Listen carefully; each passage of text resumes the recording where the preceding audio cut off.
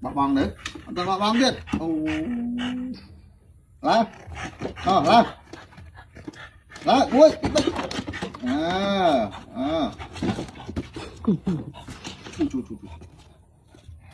này Tường chung bị chung á, lần chung bên trong mà chung á.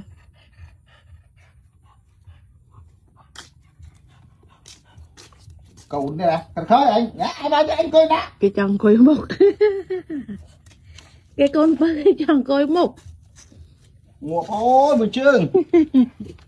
Trăm tụi rồi rồi. Hai lục ơi cái bàn ơi tường đồng đồng.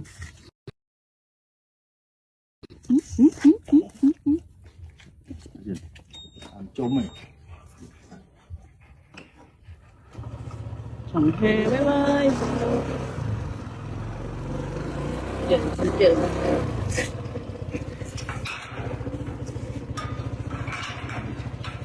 Chừng.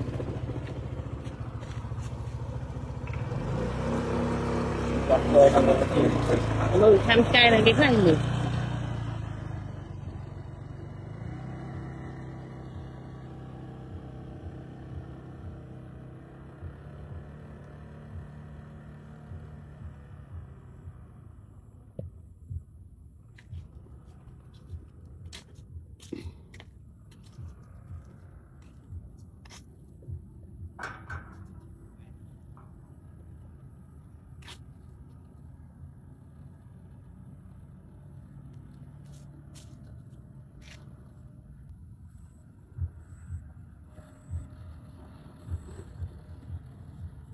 Cùng lắm mà chung.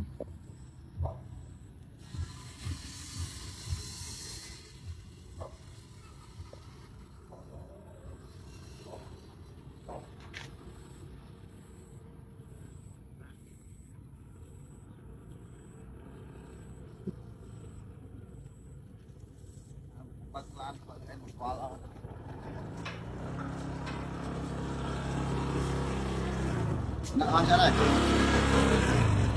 Chặt.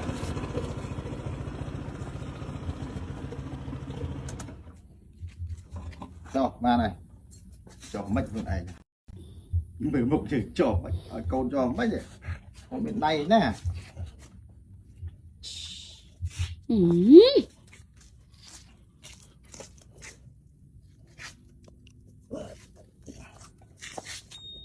Ở trên lớp bên đó.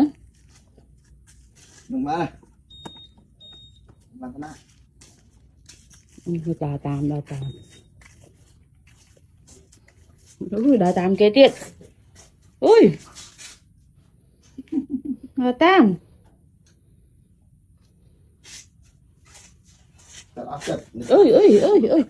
Ui.